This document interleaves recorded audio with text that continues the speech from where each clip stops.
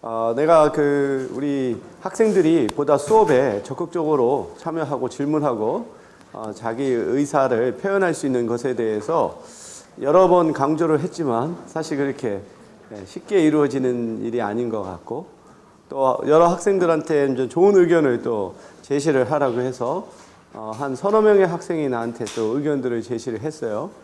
그것들을 이제 참고를 하지만 현실적으로 또 적용하기가 또 어려운 측면도 있고, 그래서 내가 이번 학기 내내 이 문제를 가지고 고민하고 있습니다.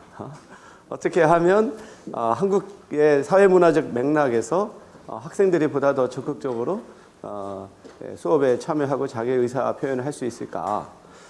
그게 나는 매우 중요한 일이라고 보거든요. 자신의 의사를 적극적으로 개진하고 자기의 주장을 설득력 있게 표현하지 못하면서 어떻게 앞으로 어떤 리더가 되거나 또 창의성을 발휘할 수 있을까? 이건 굉장히 중요한 과제라 나름대로 고민을 하고 있는데, 한번 여러분들에게 조금 도움이 되기 위해서 도대체 질문이라고 하는 게 뭔가에 대해서 한번 정보를 좀 전달할까 합니다. 이건 내가 어떤 다른 책들을 참고해서 이렇게 얻었다기보다 이제 내가 경험해서 스스로 한번 생각을 해본 거예요. 그러니까 또 다른 의견도 있을 수 있고, 그러면 한번 여러분들의 의견을 좀 더 제시해서 또 보완할 수도 있겠고요. 그래서 내가 생각하는 이러한 강의실 내에서의 질문이라고 하는 건 크게 세 가지가 있지 않을까. 그리고 이건 비단 이런 강의실만이 아니라 다른 어떤 상황에서도 비슷할 수 있다고 생각돼요. 첫 번째 질문은 어찌 보면 가장 기본적인 수준의 질문입니다. 어떤 것이 자기가 들은 것이 제대로 들은 것인지를 확인하는 수준이죠. 그래서 여러분들이 나한테 질문하는 거에 한 95%는 되게 이런 수준의 질문이에요. 자기가 수업 시간에 필기한 게 내가 얘기한 것과 맞는지, 이런 것들이 되게 가장 기본적인 수준이죠. 그런데 이제 그거 다음에 수준의 질문은 일종의 검증성 질문이라고 볼 수 있어요. 예를 들어서 이제 내가 얘기했던 그 내용들 간에 뭔가 좀 내용이 불일치하거나, 또는 내가 얘기한 거와 교과서에서 나온 것과 불일치하거나, 이런 것들 사이에서 논리적으로나 내용적으로 어떤 것이 옳은지를 이렇게 증명하고자 하는 그런 수준의 질문이 있는데, 이것은 지금까지 여러분이 질문한 것 중에 한 2~3% 정도였던 것 같아요. 근데 가장 높은 수준의 질문은 자신의 어떠한 의견을 제시하는 거라고 생각돼요. 그러니까 이것은 단순하게 자기가 받은 메시지가 제대로 정확하게 자기가 이해한 건지, 아니면 자신에게 전달된 정보나 메시지들이 논리적으로 내용적으로 일치하는지, 그러한 수준이 아니라 자기가 받은 메시지, 그것이 정보가 될 수도 있고 지식이 될 수도 있고, 경우에 따라서는 이 메시지의 전달자의 주관적인 가치나 주장일 수 있어요. 그것에 대해서 특히 주장이나 가치는 주관적이고 상대적인 것이라 그것과 다른 생각을 가질 수도 있죠. 그것에 대해서 자기가 설득력 있게 자신의 입장을 전달할 수 있는 거, 그게 이제 가장 높은 수준의 질문이죠. 나는 여지껏 그런 질문을 받아본 적이 없어요. 이렇게. 그래서 일단 세 가지의 질문이 있다. 그런데 이게 일종의 나는 질문을 학습이라고 생각해요. 처음부터 질문을 잘하는 것이 나올 수는 없고, 여러 번의 학습을 통해서 다음 단계로 진화할 수 있다고 생각해요. 그러니까 여러분이 마지막 단계부터 할 수 있으면 그냥 상당한 수준의 어떤 지식 체계를 갖고 있는 것이고, 그것에 도달하기 전에 우선 간단한 거라도 확인하는 것을, 질문하는 것을 좀 더 자기가 좀 꺼리지 않고 당당하게 할 수 있는 게 중요한 거죠. 근데 왜 한국에서 사람들이 질문하는 것을 꺼려할까? 뭐 여기에 대해서 여러분들이 의견도 좋고 잘 알겠지만 우선 첫 번째가 자신이 드러나는 것에 대한 두려움이 큽니다. 뭔가 좀 튀는 것이라고 보일 수 있죠. 두 번째는 자신이 질문한 것이 좀 자기가 몰라서 또는 엉뚱하거나 했을 때 그거에 대한 부정적인 평가, 뭐 교수가 됐던 동료 학생들로부터 그런 것을 자기가 받게 될 것에 대한 두려움, 이게 큰 요인인 것 같고, 세 번째는 다른 사람한테 피해를 주고 싶지 않아서, 특히 이제 수업 시간 마지막 때 질문하라고 하면은 지금 가야 되는데 자기가 질문해서 다른 사람 발목을 잡고 있을 경우가 있죠. 이런 그런 것에 대한 것도 있죠. 그리고 네 번째가 이게 내가 볼 땐 또 우리 한국의 사회문화적인 맥락이라고 생각합니다. 어떤 그 교수라든지 우연장이라든지 권위를 갖고 있는 사람들에게 질문하는 것이 상당히 어떻게 좀 도전적으로 보일 수 있다라고 하는 두려움, 그게 또 있는 것 같아요. 내가 그 대학원에서 처음 이쪽에 대학원에 어떤 기본적인 과목을 2학기에 걸쳐서 듣는 게 있어요. 2학기 때 이제 학생들의 발제가 있었습니다. 그래서 제가 아주 자신 있게 제일 먼저 손을 들어서 발제를 먼저 하겠다고 했어요. 그래서 나름대로 준비해서 발제를 했습니다. 근데 이제 교수가 두 분이 이제 들어와서 강의를 하는 수업인데, 거기에 이제 담당 교수가 나한테 질문을 해요. 질문을 하는데 내가 그 질문에 대해서 제대로 답을 못했어요. 그리고서 그게 내내 마음속에 부끄러움으로 나와가지고 이걸 어떻게 정말 극복할까 굉장히 고민을 많이 했죠. 근데 내가 왜 질문에 대한 답을 못했을까? 첫 번째 내가 느꼈던 것은 내가 그 질문에 대한 어떤 정확한 그 답변을 할 수 있는 지식이나 그것이 부족했다라기보다 그런 질문을 받았던 것이 처음이었던 것 같아요. 그것도 교수가 그 학생한테 질문을 한 거. 나는 학부만 공부하고서 유학을 갔기 때문에 대학원을 경험 많이 못했죠. 그래서 처음으로 그 교수가 나한테 질문을 하는 것에 대해서 생소했고, 교수한테 또 자기의 주장을 펴진다라고 하는 것이 그런 경험이 없었고, 그 이후로 나는 각고의 노력을 했어요. 각고의 노력을 해서 정말로 그런 학술 장소가 됐든 어떤 장소가 됐든 다른 사람이 질문한 것에 대해서 정확하게 나의 입장을 전달할 수 있는 능력을 많이 길렀습니다. 그래서 지금은 내가 그런 면에서는 부족함이 없다고 생각하는데, 그게 바로 그러한 아주 아픈 경험을 느끼고 그것에 대한 원인 분석, 그걸 어떻게 극복할까에 대한 노력을 통해서 나름대로 능력을 길렀다고 생각되는데, 지금 와서 생각해도 그런 것 같아요. 한국적 맥락에서 교수가 질문한 것에 대해서 자기의 입장을 아주 당당하게 이게 말할 수 있는 그러한 것이 형성되어 있지 않죠. 이러한 이유들로 인해서 아마 이거 말고도 또 다른 것들도 있을 수 있어요. 첫 번째가 가장 기본적인 건데 관심이 없거나 또는 아는 게 없어서 이런 것도 있을 수 있겠죠. 그렇지만 우선 그런 것들이 전제된 조건 하에서도 불구하고 사람들이 자기 마음속에 어떠한 질문과 의견이 있음에도 불구하고 그것을 표현하지 못하는 이런 사회문화적인 일종의 압력들이 있다고 생각을 해요. 그러면은 이걸 어떻게 우리가 개선할 건가? 이 한국적 맥락, 이걸 우리가 벗어날 수 없잖아요. 여러분도 만약 미국이든 유럽이든 가면 다른 환경이니까 거기에 적응하면서 잘 할 수 있을 텐데, 우리 한국에서 사는 한 이것은 우리가 거부할 수 없는, 부정할 수 없는 현실인데, 이러한 상황에서 어떻게 사람들이 보다 자유롭게 질문하고 자신의 의사를 표현할 수 있을까? 이것에 대해서 이제 고민하고 있습니다.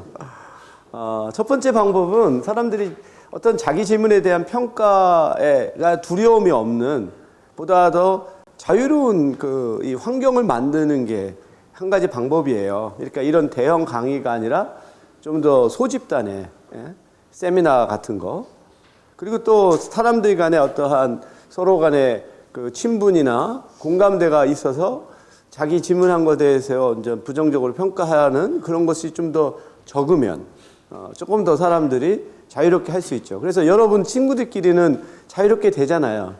그래서 사실은 우리가 그런 첫 번째 그 상황을 만드는 게 필요하고, 두 번째는 이 질문을 받는 사람의, 그러니까 교수가 됐던 강사가 질문에 하는 사람에 대해서 개방적이고 관용적인 태도를 보이는 게 중요하다. 그러니까 어떠한 질문이라도 그것을 경청하고 그 다음에 성실하게 답할 뿐만 아니라 질문한 것에 대해서 굉장히 아주 칭찬과 격려를 하는, 그럼으로써 이제 이 자기가 혹시라도 엉뚱한 질문에서 부정적 평가를 받을지 모른다는 것에 대한 두려움을 감소하는 게 나는 굉장히 중요하다고 생각돼요. 그래서 교수의 역할이 여기서도 중요하다고 보고, 세 번째는 질문할 수 있는 구체적인 큐를 제시하는 것도 중요하다는 거죠. 막연하게 뭐 질문할 거 없어요? 라기보다 뭔가 질문을 할 만한 어떤 단서, 이런 것들을 제공함으로써 사람들이 질문할 거리를 찾게 하는 것도 한 가지 방법이 되겠다. 그리고 질문을 해야 하는 필요를 제공하는 겁니다. 질문을 하지 않으면 안 되는 상황에 놓여지게 되면 학생들이 질문해요. 대표적인 게 누구를 호명을 해서 질문을 하라고 하면 질문을 하죠. 그러니까 질문을 해도 되고 안 해도 되는 상황이 아니라 질문을 해야 하는 것이 요건으로 만드는 것도 한 가지 방법이 되고, 그 다음에 그 다음으로서는 질문한 것에 대한 인센티브, 뭐 어떤 점수 같은 것을 추가로 주거나, 그리고 마지막으로 나는 내가 지금 생각해낸 게 개인 단위가 아니라 집단 수준에서 질문하는 하나의 상황을 만드는 겁니다. 왜냐하면 개인 단위로 질문하게 되면 아까 말한 것처럼 자기가 드러나는 것에 대한 두려움이 있는데, 이게 집단 차원에서 하게 되면은 자기 개인이 하나의 자신이 드러나는 게 아니라 집단의 하나의 성과를 높이는 수준 방식으로 이루어지기 때문에 그런 것에 대한 부정적인 평가는 줄 수 있는 거죠. 동시에 집단 간의 일종의 경쟁, 비교, 이런 것들이 이루어지게 되면서 집단 내에서의 어떤 연대감이 더 커지는, 이 집단이라고 하는 것이 얼마나 강한 힘을 발휘하냐면, 지난번에도 우리가 집단 속의 개인에 대해서도 얘기했지만, 단지 자기가 어떤 그룹에 속해 있다라고 하는 인식 자체가 내 집단 성원에 대해서는 친밀감을 형성하고 외 집단 성원에 대해서는 경쟁심을 갖고, 이 집단 간에 있어서의 아주 비교 또 차이가 두드러지는 아주 강력한 힘을 갖고 있어요. 그래서 이제 비록 늦었지만 내가 우리 학생들을 4개 집단으로 한번 나눌까 합니다. 그래서 이번 학기에 한번 실험을 해볼까 그래요.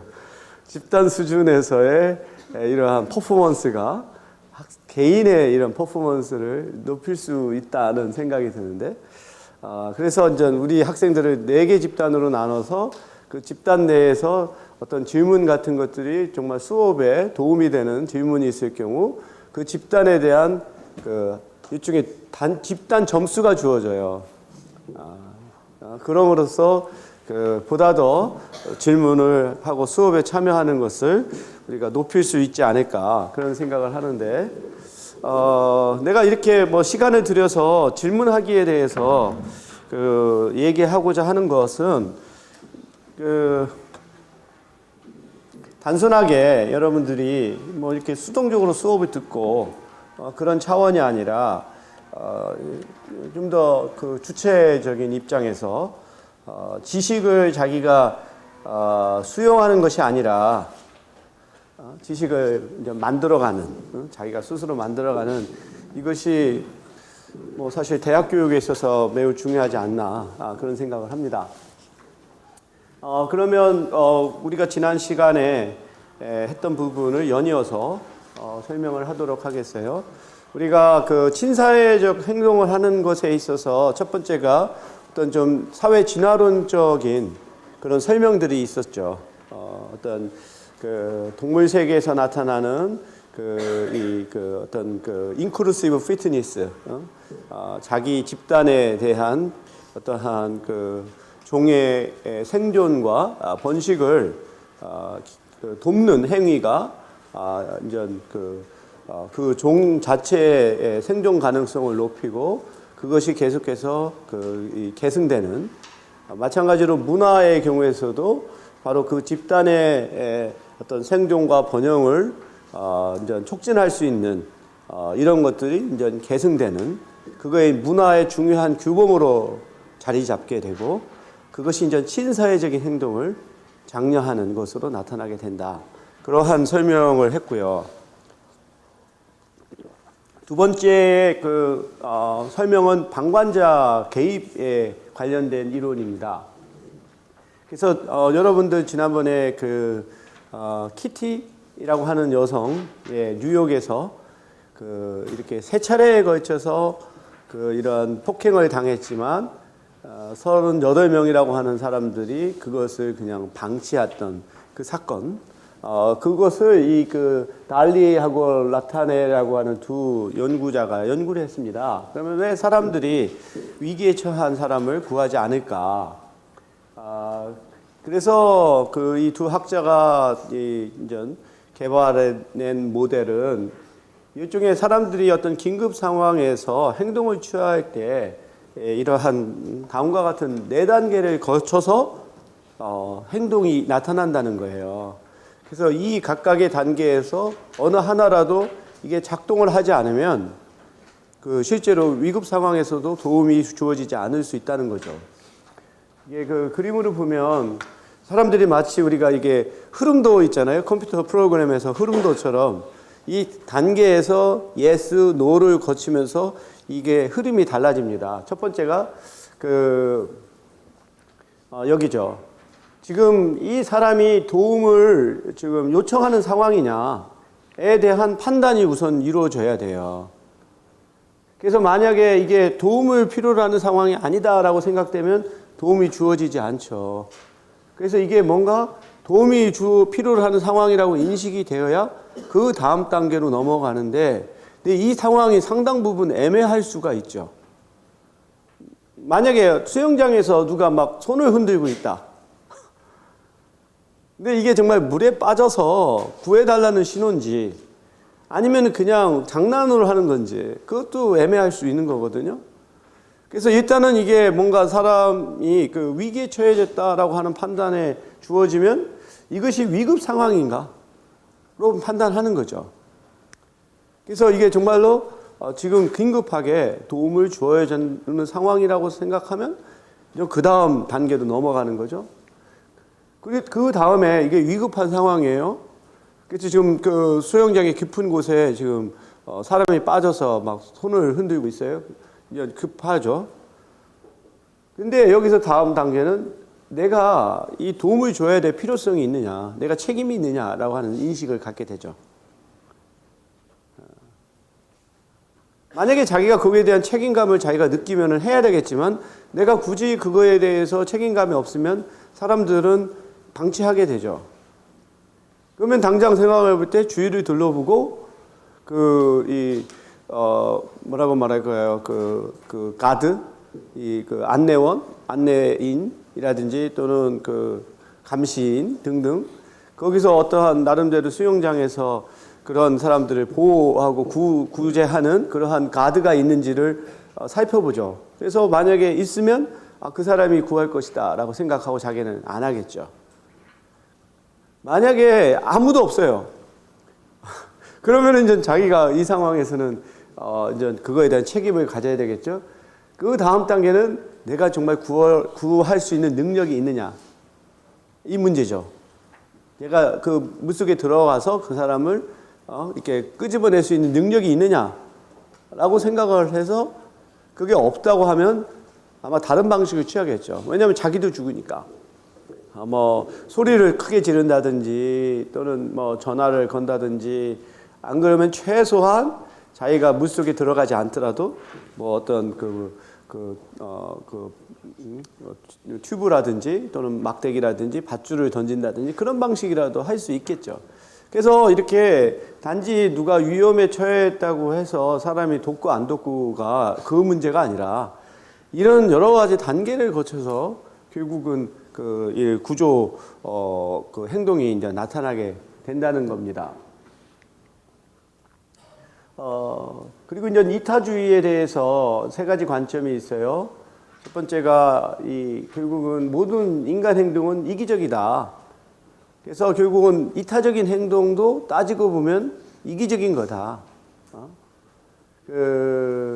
그래서 이 남을 돕는 것과 같은 그런 이기적으로 보이지 않는 행동도 궁극적으로는 이기적인 동기를 갖는다라고 하는 그런 관점이 있어요. 이것은 아예 처음부터 모든 것이 이기적이다라고 보는 것이고, 두 번째의 경우에서는 그거보다는 조금 낮은 톤이고, 세 번째의 경우에서는 인간의 본성에 어떤 다른 사람을 돕고 공감하고 하는 부분은 인간의 본성이다 라고 하는 이러한 관점이 있죠.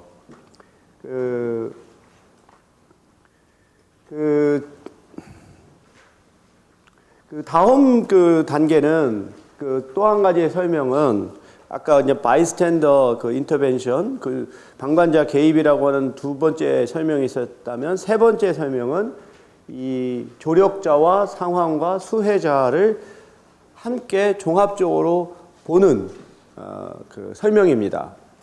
그러니까 훨씬 더 종합적인 하나의 설명 방식이죠. 그래서 이 조력자의 특성과 상황과 수혜자들의 특성들이 서로 결합이 돼서 남을 돕거나 말거나 하는 행동이 나타난다. 그래서 이 조력자의 경우에 보면 고통을 받는 사람을 볼 때 두 가지의 감정을 가질 수 있다고 합니다. 하나는 이 감정이 이입되는 거, 상대방의 고통을 자신의 고통으로 느끼고 굉장히 아주 함께 고통스럽고, 그래서 그것이 다른 사람을 돕는 행동으로 나타나는 방식이 있는가 하면, 또 한 가지는 이기적인 자기 염려예요. 지금 누가 고통을 받고 있어요. 근데 여기서는 자기가 감정이 이입보다 그것이 자기한테 심리적으로 불편함을 주는 거예요. 그래서 자기가 이 심리적인 불편을 해결하는 방식으로 다른 사람을 돕는 행동이 나올 수 있는 거죠.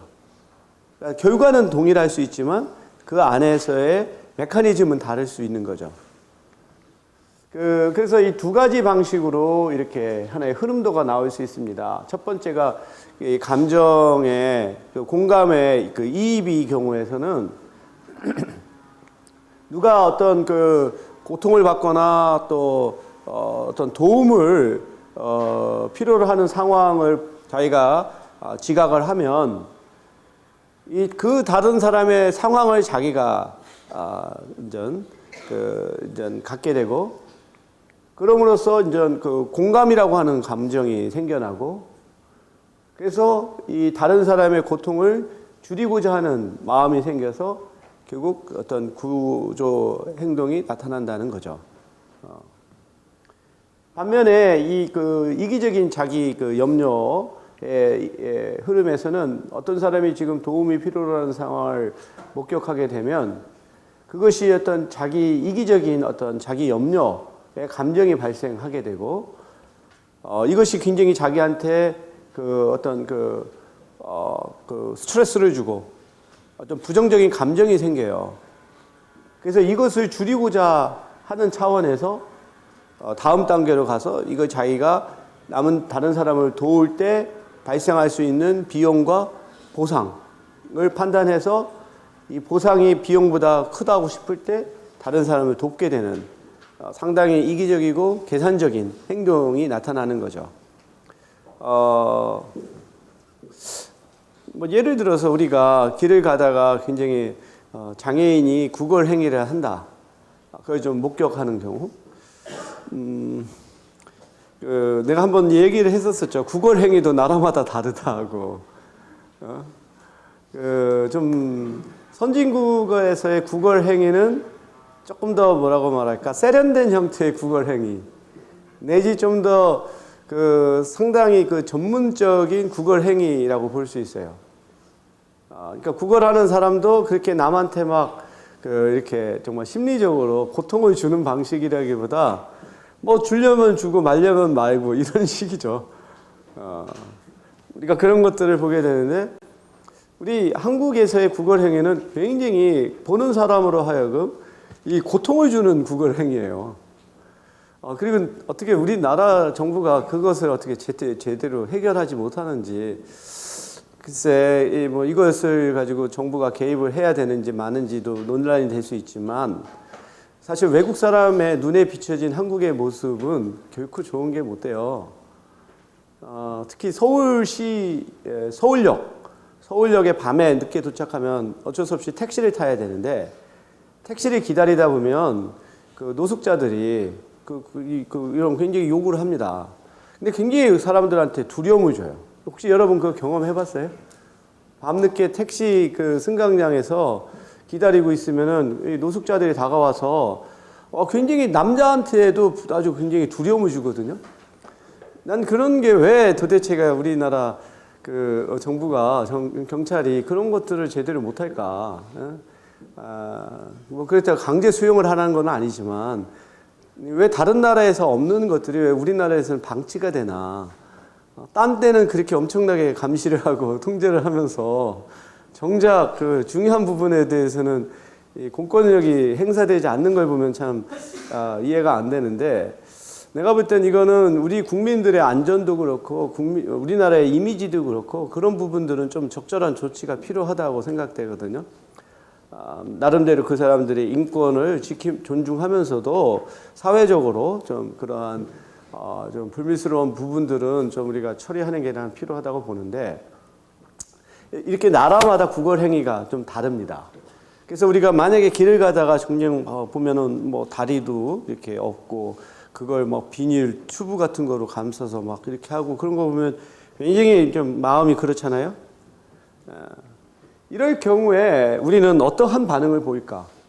그 보면은 만약에 이런 공감의 감정이입의 경우에서는 불쌍하다. 그 사람이 처지를 자기가 역지사지하고 그래도 이 사람한테 뭐라도 한 끼라도 줄 수 있는 걸 주는 게 좋겠다. 라는 생각에서 어떤 돈을 지급할 수 있죠. 돈을 줄 수 있죠. 그런 경우. 근데 이제 미국 같은 경우나 유럽에서 구걸 행위를 보면은요, 이 거지들이 개를 갖고 있어요. 항상 주인 옆에 개가 있어요. 그래서 보면 사람들이 사람보다 개가 불쌍해서 주는 게 아닌가 그런 생각도 하는데, 바로 이런 경우는 전 감정이입의 방식이고, 그 다음에 두 번째의 경우에서는 그 사람을 보면서 굉장히 마음이 불편해요. 마음이 불편한데, 이게 이제 아까처럼 감정의 이입보다는 내가 이 사람을 그냥 지나쳤을 때, 나라고 하는 사람은 어떤 사람일까에 대한 이게 판단이 계속 왔다 갔다 하는 거예요. 그래서 그냥 스치다가도 보면은 마음에 계속 걸려요. 그럼 돌아와서 그냥 이렇게 동전이라도 주고 감으로써 자기의 불편했던 감정을 해결하고자 하는, 여기서는 동전 한 입이라고 하는 게 바로 비용과 또 보상이 분석이 된 거죠. 그러니까 큰 돈은 못 주지만 그래도 적은 돈을 줌으로써 적은 비용으로 큰 보상을 얻음으로 이 불편한 상태에서 벗어나는, 이 두 가지의 하나의 경로가 있을 수 있다는 거죠. 이렇게. 그리고 이제 이 조력자의 특성에 있어서 그 당시에 사람의 기분도 누구를 돕고 안 돕고 하는 데 있어서 상당히 또 중요한 역할을 해요. 그래서 대개 사람은 좋은 기분일 때 다른 사람을 돕는 행위를 할 가능성이 높다고 합니다. 뭐 이거는 우리들이 어렸을 때 부모한테 돈 받을 때 그걸 잘 알죠. 기분이 좋을 때 부탁을 해야 자기가 얻었지, 기분 나쁠 때 얘기했다가는 얻어맞거든요. 이거는 우리가 누구 가르치지 않아도 스스로 터득하는 건데, 근데 왜 그런 것이 발생하냐 하면 좋은 기부는 자기가 다른 사람보다 더 유리하다고 생각하게 만들어요.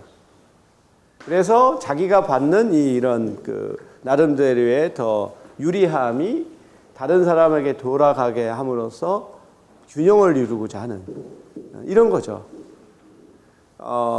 대개 보면 이 프로 골퍼들이 기부 행위가 많습니다.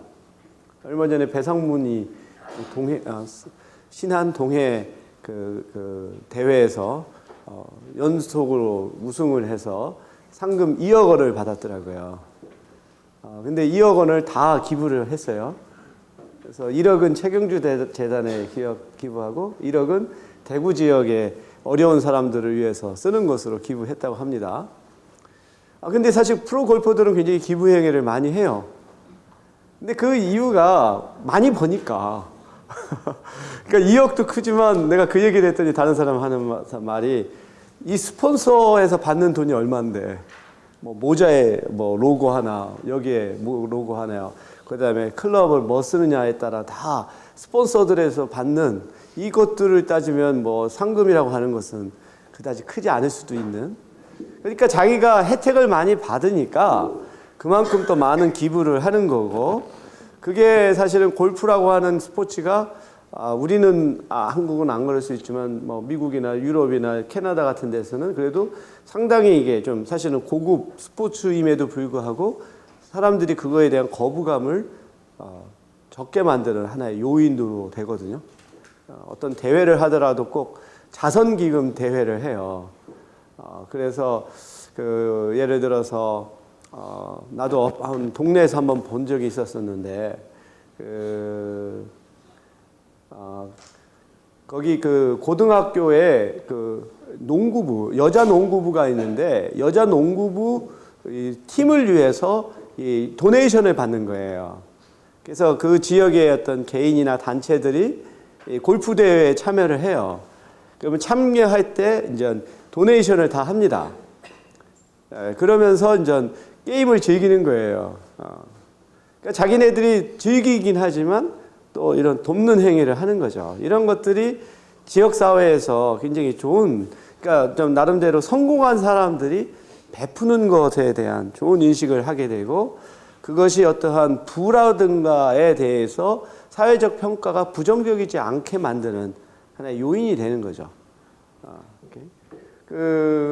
근데 이제 긍정적인 그것이 사람들에게 어떤 하거나 다른 사람을 돕는 행위를 높일 수도 있지만, 부정적인 것도 그것이 죄책감과 수치심을 가져오게 되면 그것을 감소하기 위해서 조력 행위를 증가할 수가 있는 거죠. 이런 꼭 긍정적인 것만이 아니라 그걸 하지 암으로써 자기네들이 느끼는 어떤 것들, 뭐 예를 들어서 우리가 어떤 재난이 발생했을 때 텔레비전에서 피해자들 어려운 상황을 보면 그걸 보면서 굉장히 가슴이 아프고, 그럴 때 이제 또 사람들이 ARS를 통해서 기부를 하게 하고 뭐 이런 것들이죠. 그리고 이제 조력자의 특성 중에 돕고자 하는 사람들의 동기인데, 고통받는 사람과 근접했을 때 훨씬 더 도우려고 하는 성향이 높아지고, 그리고 도움을 필요로 하는 사람과 조력자 사이에서의 유사성, 예를 들어서 성별 또는 인종, 어떤 지역, 이런 것들이 서로 이렇게 가까울 경우에 사람들이 돕죠. 그래서 되게 우리나라에서 어떤 재난이 발생하면 재외 동포들이 이제 성금을 내거나, 또는 미국에 있는 동포들이 LA 때 1995년에 LA 폭동이 났을 때 우리나라 사람들이 돕거나, 바로 그러한 유사성에서 생기는 연대감, 이런 것들이 도움을 높이는 요인이 되죠. 그리고 도움을 필요로 하는 사람의 고통에 대한 조력자가 느끼는 어떤 책임감, 자기가 어떤 최소한 도덕적으로나마 피해받는 사람에 대해서 자기가 책임감을 느낄 때 우리가 이제 조력을 할 수가 있고요. 타자가 느끼는 고통의 심각성, 이것도 이제 다른 사람의 조력 행위를 높이는 요인이 될 수 있습니다. 그 다음에 이와 같은 조력자의 특성만이 아니라 상황 특성도 매우 중요하죠. 그래서 사람들은 일상적인 조력 상황에서 미니맥스의 전략을 취해요. 그래서 비용을 최소화하면서 보상을 최대화하려고 하는 거죠.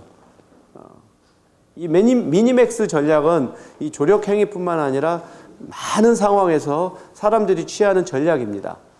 자기가 어떤 행위를 할 때 자기가 들어가는 비용은 최소화하면서 그 보상은 최대한으로 끄집어내려고 하는 것들. 뭐 대표적인 것이 우리가 그 일종의 그 태만 같은 것도 그렇죠. 줄다리기 할 때 사람이 늘어나면 자기가 인풋은 줄어들거든요. 그러니까 자기의 비용은 최소화하면서 보상은 크게 하려고 하는 이런 성향이 있습니다.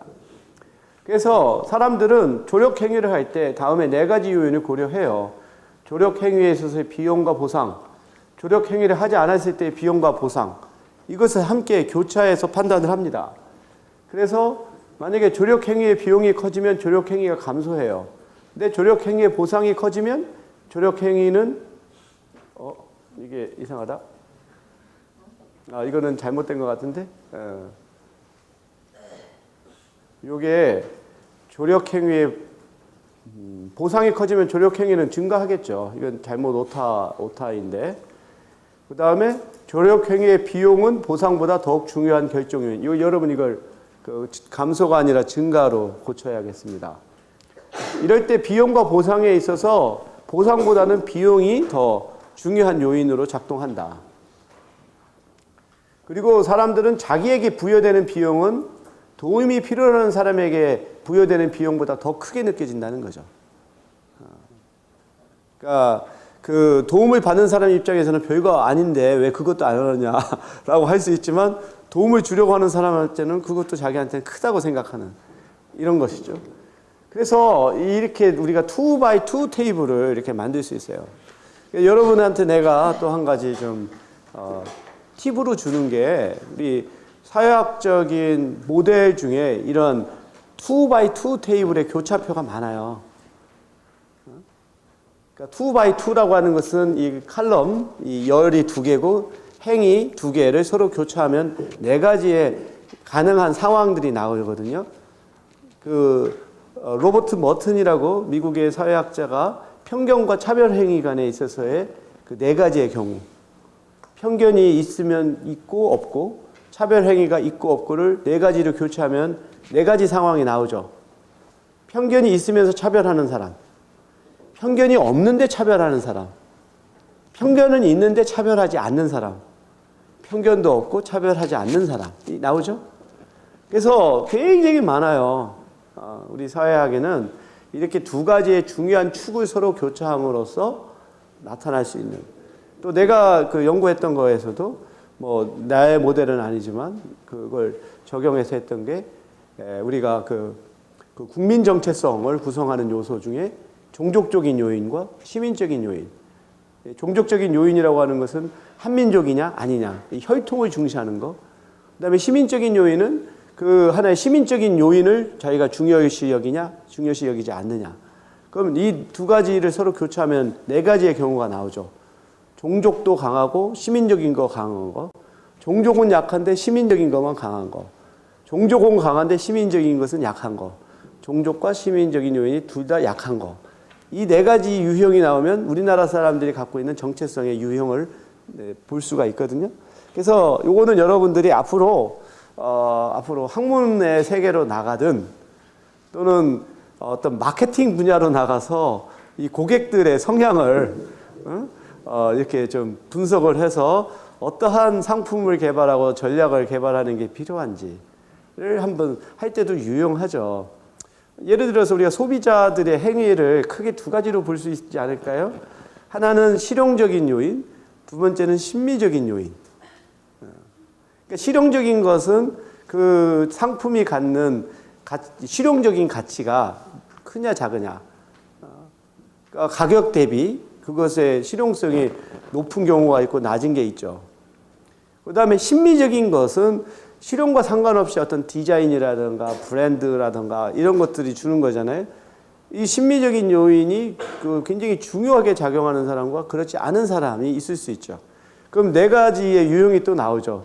실용성도 강하고 심미성이 강한 사람이 있고, 실용성은 별로 없는데 심미성만 강한 사람이 있고, 그 다음에 실용성은 강하고 심미성은 별로 중요하지 않은 사람이 있고, 4번째는 아무것도 아닌 사람.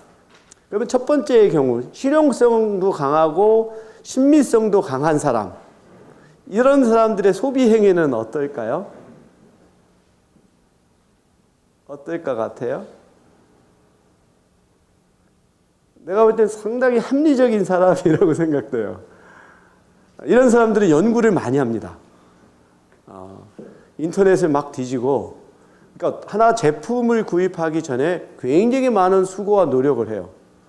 인터넷도 검색도 해보고 다른 사람한테 물어보고 하고 실제 매장에 가서 비교도 해보고 해서 실용성도 높으면서 뭔가 나름대로의 디자인이라든가 브랜드라든가 이런 것을 맥시마이즈 하려고 하는 사람이에요. 가장 내가 볼 때는 합리적인 커스터머라고 생각돼요. 두 번째는 소위 말해서 호갱입니다.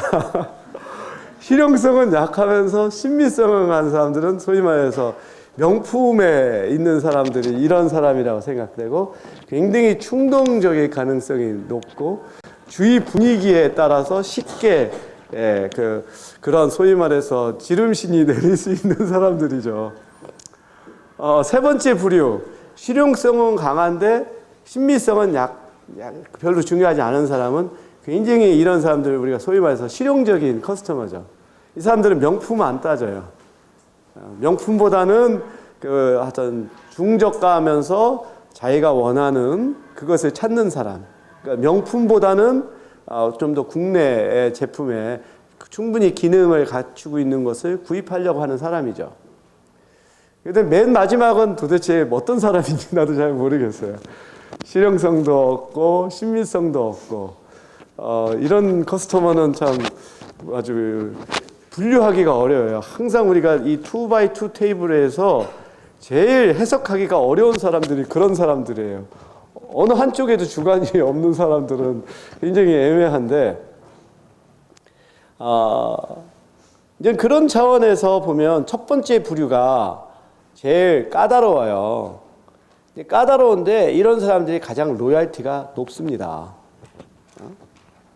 내가 가만히 우리나라에서 이러한 서비스 업계를 바라보면 너무 우리가 부족해요.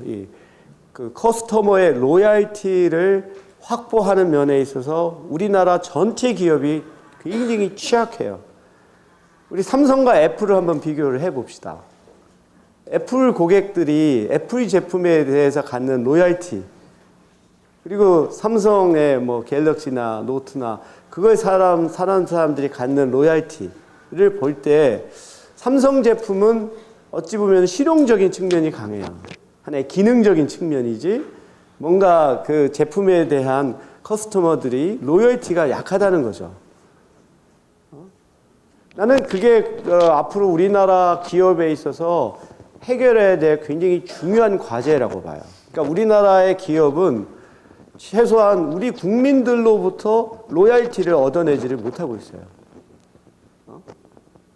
우리가 지금 삼성, 현대, LG 그 제품을 구입하면서 뭔가 그 제품을 만드는 회사에 대한 뭔가 로열티까지는 안 가더라도 그 어떤 긍정적인 평가를 하면서 제품을 구입하는지, 그렇지 않고 그냥 그 제품이 가격 대비 성능 이런 것으로 우리가 제품을 소비하지, 제품과 관련된 그 고객과 그다음에 그 회사 간에 있어서의 어떠한 형태의 연대라고 하는 게 있는가? 나는 정말 이거 매우 중요한 일이라고 보거든요. 이것을 우리나라 기업이 만들어내지 못하면 나는 진짜 보다 실용적인 제품들, 소위 말해서 중국제 제품에 우리나라 사람들이 넘어갈 거라고 봐요. 난 그거 이제 하드웨어와 소프트웨어와 마지막 파트를 저는 휴먼웨어라고 볼까? 또는 멘탈웨어라고 할까? 세 가지, 우리나라는 하드웨어에 강해요. 제품을 잘 만드는 데는 잘해요. 근데 정작 그것을 운영하는 데 소프트웨어는 상대적으로 약하죠. 근데 그거보다 난 더 약한 건 휴먼웨어라고 봐요. 어떠한 그 커스터머가 그 제품이나 회사에 대해서 갖는 어떠한 그 신뢰, 그 우호적인 감정, 연대, 이런 것들을 만들어내는데 나는 굉장히 취약했다. 난 가장 큰 이유를 지금까지 우리나라 기업이 그럴 필요가 없이 성장을 했기 때문이라고 생각돼요. 굳이 그런 것까지 안 해도 만들면 팔리고 외국보다 더 비싸게 팔고 서비스 안 해도 사고 뭐 이거는 뭐 정말 누워서 떡 먹기인데 왜 굳이 그런 걸 해?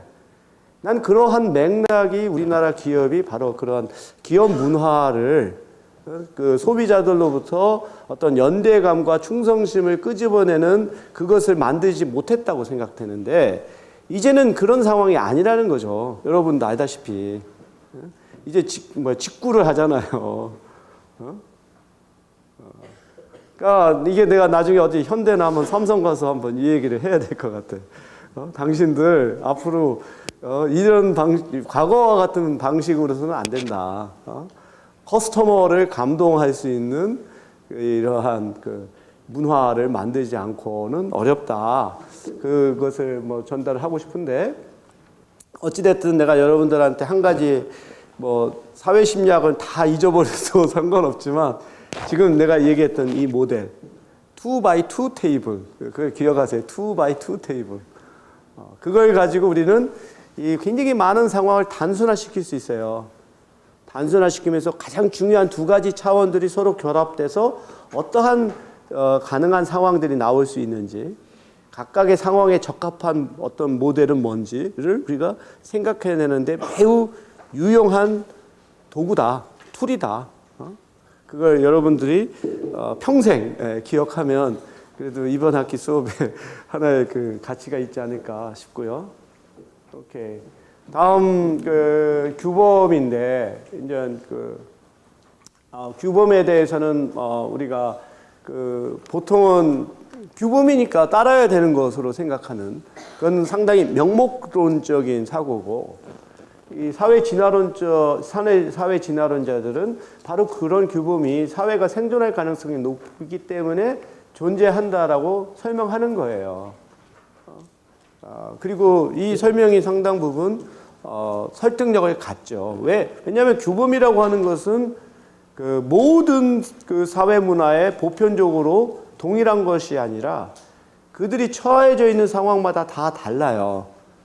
그리고 그것들은 이 규범이라고 하는 것이 갖고 있는 큰 힘은 뭐냐면 사람들이 그것에 대해서 의식적으로 판단하고 행동하기 전에 무의식적이고 마치 자동화된 프로그램처럼 작동하게 만드는 데 바로 규범에 큰 힘이 있는 거예요.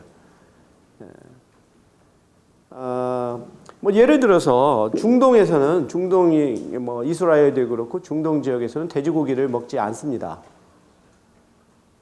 그러면 이 사람들은 왜 돼지고기를 안 먹을까요? 그 종교적인 규범이 먹지 말라고 하니까 하는 거죠. 근데 그걸 왜 먹지 말라고 하느냐? 설명에 따르면 이 돼지고기 같은 경우는 중동 지역에서 쉽게 부패하고 변질된다고 합니다. 그렇기 때문에 사람들로 하여금 아예 그런 음식을 먹지 않게 함으로써 그들의 안전을 보장하고 그 효율적으로는 집단 자체의 생존 가능성을 높이는 거죠. 또는 농경 문화에서는 우리나라에서도 소고기를 먹는 걸 규제했어요. 조선시대 때에도 소고기를 못 먹었어요. 그래서 죽은 고기만 먹었습니다. 왜 그러냐? 소가 유일한 생산 수단이기 때문에 지금 배고파서 먹고 싶은 욕구가 있더라도 그걸 그 종교적이나 사회적 규범으로 금지함으로써 그 유혹을 억제해서 결과적으로 그 집단의 생존 가능성을 높일 수 있는. 그래서 우리가 생각하는 규범들이 마치 그 자체가 뭐 문화적이고 정말 그 당위론적으로 보일 수 있지만 그런 규범 자체가 만들어진 것은 그런 상황의 논리가 크다는 것입니다.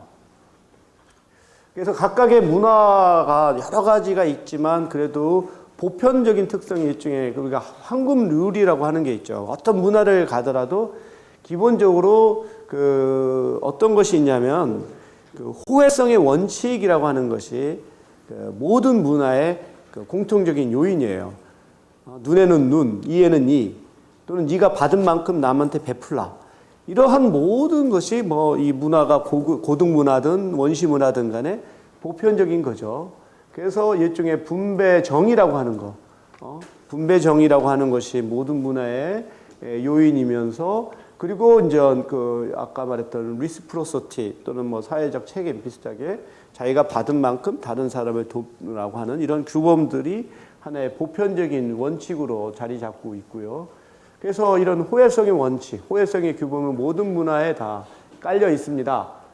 사람들은 자신을 도운 사람을 도와야 되고 자신을 도운 사람을 해서는 안 되고 그 다음에 호혜성의 규범은 동일한 지위를 가진 사람들과 친밀하지 않은 관계를 맺는 사람들에게서 더욱더 두드러지고 그러니까 이제 이거는 뭐 이게 우리가 보면은 어떻게 보면 호혜성의 원칙이 우리나라에서 안 맞는 것도 있을 수 있어요. 겉으로 보기에. 예를 들어서 선배하고 후배할 때 선배가 밥을 사줘. 그럼 호혜성의 원칙이 아니죠. 왜냐하면 동일하지 않으니까. 동일한 상황에서 계속 그러면 그 사람은 빈대가 되는 거죠. 근데 이제 선배와 후배 사이에서 선배가 되는 것도 따지고 보면 넓은 의미에서 호혜성의 원칙이에요.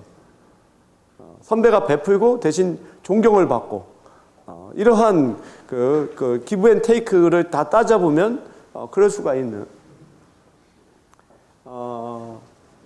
그래서 일단 사회적 규범이 개인에게 내재화되면 그거 자체가 규범이 되어서 그 규범을 지킬 때의 보상과 또는 지키지 않을 때의 처벌을 자기 스스로 관리하게 되는 거죠. 그래서 이게 개인적 규범이라고 하는 거예요. 그래서 사람마다 이 개인적 규범이 굉장히 강한 사람이 있고 강하지 않은 사람들이 있어요. 대표적인 경우가 이제 마더 테라사인데 마더 테라사가 한 말 중에 사랑의 힘이라고 하는 게 있어요. 어떤 사람이든 당신을 만나고 나면 더 나아지고 더 행복하게 하세요. 내 연구실에 이 문구가 있는데 내가 이것을 보면서 내가 실천하려고 많은 노력을 해요. 그러니까 내가 만나는 사람이 나로 인해서 더 나아지고 행복하게 하는 거. 그걸 실천할 수만 있으면 얼마나 좋을까요? 그러면 어떠한 것이 이 변화가 나타나냐? 다른 사람이 나하고 관계 맺는 걸 좋아해요. 그 사람하고 관계를 맺으면 자기한테 도움이 되니까 그런 사람하고는 관계를 맺으려고 합니다. 그러면서 이제 또 우리가 취할 수 있는 것은 일종의 상호 이해의 추구예요. 그러니까 나의 이익만이 아니라 나와 당신이 어떤 일을 함으로써 당신의 이익도 커지는 이 상호 이해를 추구를 합니다. 이제 이렇게 되면은 어떠한 또 하나의 변화가 나타나냐면 자기가 할 수 있는 일이 엄청나게 늘어나요. 자기 자체의 능력이나 자원 가지고 또 네트워크로 할 수 있는 것은 매우 제한되지만 자기와 상호 이익을 추구할 수 있는 사람과의 협력 관계를 맺음으로써 자기가 할 수 있는 것이 엄청 커지게 돼요. 그렇게 되면은 더 큰 일들을 많이 하게 되죠. 더 큰 일을 많이 하게 되면 그만큼 또 자기가 관계를 맺을 수 있는 네트워크가 더 커져요. 그러면은 이게 마치 그냥 기하급수적으로 자신이 할 수 있는 자기가 어떤 변화를 일으킬 수 있는 이 영역과 가능성이 엄청 커지죠. 그게 내가 볼 때는 사람마다 그 사람 간의 관계에 대해서 자신이 갖고 있는 하나의 가치관, 관점의 차이라고 저는 생각돼요. 그리고 이러한 차이가 초기에는 크지 않아요. 근데 이것이 차이가 가면 갈수록 확대되고 증폭됩니다. 마치 버터플라이 이펙트, 나비 효과가 나타나요. 그래서 우리가 사람이 자신의 경력을 시작하는 나이가 대략 한 30세로 볼 수 있잖아요. 뭐 대학 마치고 뭐 군복무 마치고 뭐 또는 대학원을 졸업하고 해서 본격적으로 이제 사회에 진출하는 것이 사람에 따라서는 25살이 될 수도 있고 30살이 될 수도 있죠. 그래서 대략 한 30세가 되면 자신이 시작하는 커리어에서 이제 좀 자리를 잡고 출발을 합니다. 그때 사람들 간의 차이는 그다지 크지 않아요. 근데 이것이 누적이 되잖아요. 40세, 50세. 그러면 내가 볼 때는 50세라고 하는 것은 이미 그 자신의 커리어가 정립된 시기예요. 30대가 일종의 출발기고, 그 다음에 40대가 성장기고, 50대가 완성기라고 볼 수 있어요. 50대에 가면은 사람에 따라 엄청난 차이가 커져요.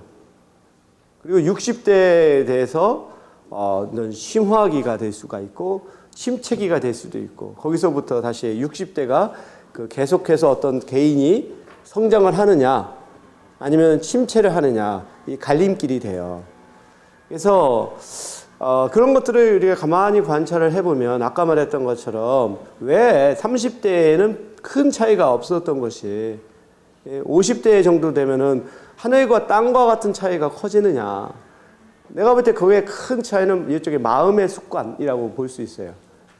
그 영어로 말하면 habits of mind가 되는데, 마음의 습관의 차이가 큰 차이를 벌어들입니다. 아까 말한 것처럼 상호 이해를 추구하는 사람은 사람들이 자기하고 관계를 더 갖기를 원하고, 그 다음에 같이 협력을 하고, 그 다음에 그 보상을 공유하고, 그렇게 되면은 자기가 더 할 수 있는 게 커지죠. 근데 이제 자기 이익을 추구하는 사람이 있어요. 자기 이익을 추구하는 사람은 그 사람하고 관계를 맺으면 항상 다른 사람이 손해본다는 생각을 가져요.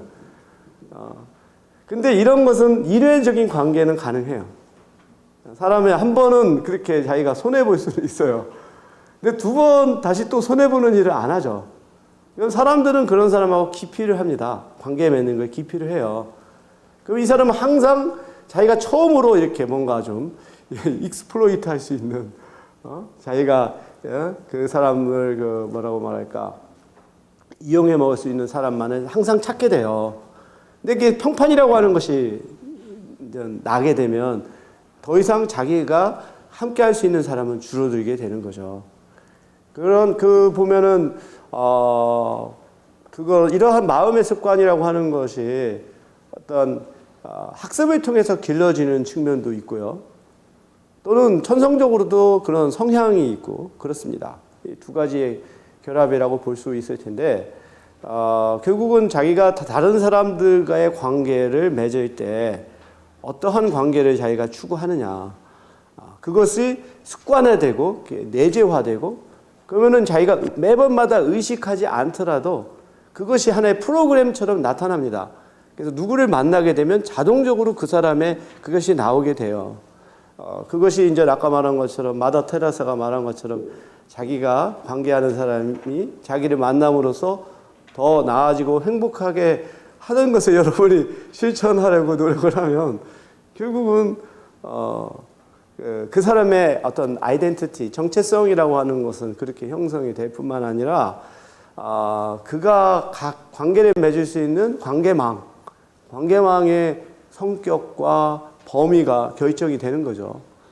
그래서 내가 볼 때 어느 한 사람이 사회적으로 성공하고 실패하고, 뭐 꼭 실패까지 않더라도 그 사람의 잠재력을 발휘하지 못하는, 그냥 그저 그러한 삶을 사는, 어떻게 보면 우리가 삶이 그런 세 가지 삶이 있을 수 있잖아요.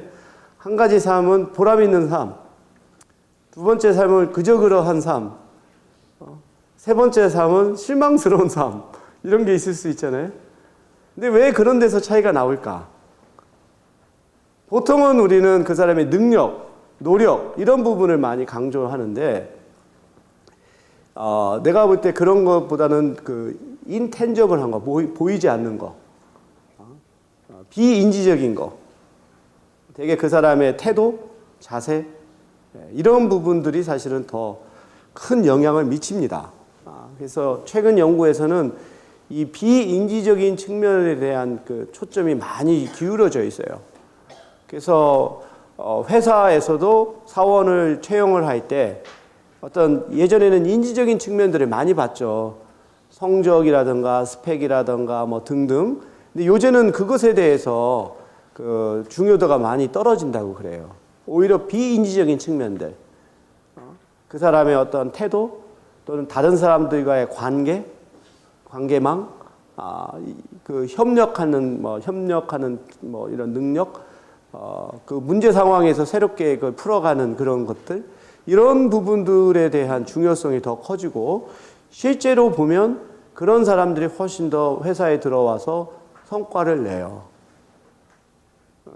요즘 그래서 명문대 출신들에 대해서 기피까지 수준에 이르렀다고 하더라고요. 명문대에 나오고 똑똑하고 그러면 이 사람들은 한 회사에 오래 있지를 않아요. 금방 또 옮겨가요. 그러니까 겉으로 볼 때는 굉장히 좋지만 정작 회사에 들어와서 같이 협력하지 못하고 불만스러우면 또 이 사람들은 딴 데로 옮길 수 있다는 생각 때문에 그런 사람들에 대해서는 그다지 그렇게 선호하지 않는다고 그러더라고요. 그래서 그렇고 그래서 한 사람이 특정한 조력 행위를 반복적으로 하게 되면 개인과 역할이 병합하게 돼요. 이걸 롤 플러스 머저라고 불러요. 개인 역할의 병합. 이거 굉장히 중요한 겁니다, 여러분. 그래서 이 개인 역할의 병합은 가장 헌신적이고 지속적인 조력 행위의 규범을 제공하는 거예요. 그래서 사람들이 아까 말했던 것처럼 아까 그런 게 있었잖아요. 우리가 바이스탠더 인터벤션 할 때 여러 가지 단계를 거치죠. 그때마다 의식적으로 판단을 하는 거예요. 그러한 것이 일종의 think slow 모드죠. 굉장히 계산적이고 합리적이고 이해타산적으로 하는 행위가 있는가 하면 think fast 모드가 있어요. 이거는 굉장히 무의식적으로 마치 자동화되는 것처럼 반응이 나타나요.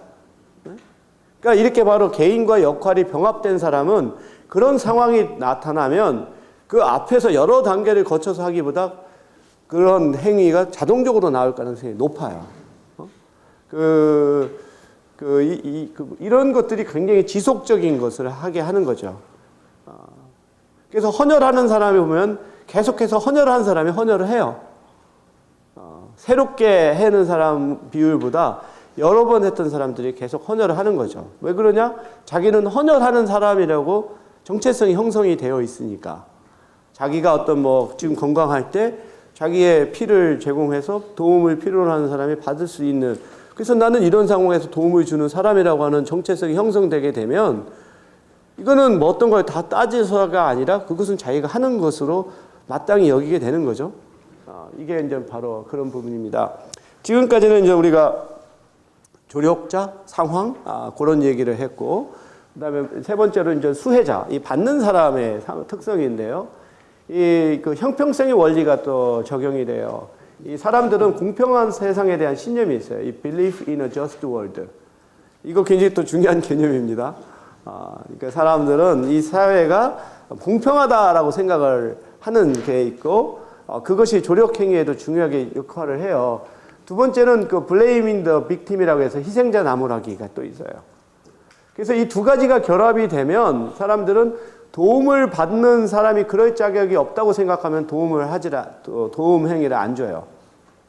예를 들어서 가난한 사람, 구걸하는 행위가 있다 하면 첫 번째 정의로운 사회에 대한 신념이 있으면은 그는 사회의 불평등은 당연한 거고, 그다음에 불평등은 개인의 능력과 노력에 따른 것이기 때문에 자기가 굳이 그에 대한 책임감이 없다고 보는 거죠. 두 번째, 희생자 나무라기. 왜 너는 이 꼴밖에 안 되냐? 이 체력으로 네가 뭘 못해? 라고 생각하면 그 사람 돕지 않죠. 이렇게 이러한 것이 형평성의 원리가 작용하고, 그 다음에 조력자와 수혜자 간에 있어서의 호감과 유사성은 조력 행위를 더 높입니다. 그래서 보면 아까 말했던 것과 관련된 건데, 일종의 causal attribution, 일종의 인과관계, 이거 잘못됐네. 인간관계가 아니라 인과관계 귀인이라고 봐야 되겠죠. 그래서 우리가 이제 귀인을 하는 거예요. 이 사람의 어려운 처지에 대한 원인이 뭔가. 그래서 이게 만약에 개인이 통제할 수 없는 거라면 사람들은 공감을 해요. 그런데 만약에 자기가 통제할 수 있는 요인이라고 하면 사람은 그 사람에 대해서 오히려 분노를 느끼죠. 그래서 멀쩡한 사람이 돈 달라고 하면은 화내죠. 근데 정말 어떤 좀 장애자가 그러면은 이거는 자기가 통제할 수 없는 거다, 이런 생각을 하면 도움을 줄 수가 있고. 그래서 이것도 이제 우리가 귀인을 두 가지 단계를 할 수 있습니다. 하나는 그 사람의 어떤 궁핍함에 대한 귀인이 그것이 자기가 통제할 수 없는 거라고 판단이 되면 감정이 이입이 돼요. 그래서 도움을 주게 되는데, 이건 자신이 통제할 수 있는 거였다라고 생각하면은 오히려 화가 나고 짜증이 나고 그래서 도움을 안 주게 되고 이런 것들을 하게 되는 거죠. 그리고 또 한 가지는 그 집단 성원권도 중요하게 작용을 합니다. 그래서 자기가 속한 집단의 성원들에 대해서는 외집단 성원보다 더 도움을 줄 가능성이 크고, 두 번째로는 이제 또 남녀 간에 있어서 또 차이가 나타나요. 남자들은 남자보다 여자가 도움을 필요로 할 때 더 돕는 경향이 높다고 그래요. 근데 여자의 경우는 남자 여자를 별로 이렇게 돕는 것이 거의 비슷하다. 그럼 왜 남자는 여자를 더 도우려고 할까? 그거는 또 뭐 여러 가지 설명이 있겠지만 그런 경향이 있다라고 하는 거죠. 그러면 결과적으로 우리는 어떻게 친사회적인 행동을 促진할 수 있을까? 그래서 지금까지 연구 결과에 따르면 아까 말했던 것처럼 퍼슨 롤 머저, 롤 퍼슨 머저, 이 개인의 역할과 개인을 병합하는 것이 매우 중요하다는 거예요. 그래서 초기 아동기의 사회화 과정에서부터 친사회적 규범을 학습시키고 친사회적 행동에 관여하는 기회를 제공하면 더 친사회적 행동이 늘어난다라고 보는 겁니다. 그래서 지금까지 했던 것들을 비맨이라고 하는 그 교수가 아까 말했던 키티 여성의 비디오 테이프를 학생들한테 보여주고 이 여러 가지 단계를 거치면서 학생들이 어떻게 했는지를 보았더니 이 비디오를 보고 그 다음에 돕는 행위를 자기가 학습한 학생들은 그렇지 않은 학생들보다 그런 상황에서 어떤 상황들, 예를 들어서 뭐 길가 미끄럼 길에서 넘어졌다든지 이런 상황에 있는 여자들을 또 훨씬 더 돕는, 그러니까 결국은 비디오 그런 것들을 봐서 학습한 경우에 실제 그런 도움을 필요로 하는 상황에서 더 많이 돕는다, 그런 것을 보았고요. 그래서 시간이 내가 없어서 요거를 내가 좀 보여줄 수 없는데, 여러분이 이제 한번 홈페이지를 방문해서 이 클릭을 해보면 지금 말했던 여러 가지 상황들을 아주 굉장히 잘 설명을 합니다. 그래서 다시 우리가 공부했던 부분을 확인하는 그런 효과를 거둘 거라고 생각을 해요. 그래서 시간이 뭐 지금 다 돼서 앞서 말한 대로 내가 한번 우리 이 클래스를 한번 4개 집단으로 한번 구분을 해보고 4개 집단들이 한번 모이세요. 한번 모여서 4개 집단마다 이름을 정하시고, 그 다음에 4개 집단에 한번 뭐라고 말할까, 아이콘이라고 말할까, 그걸 한번 정해보세요.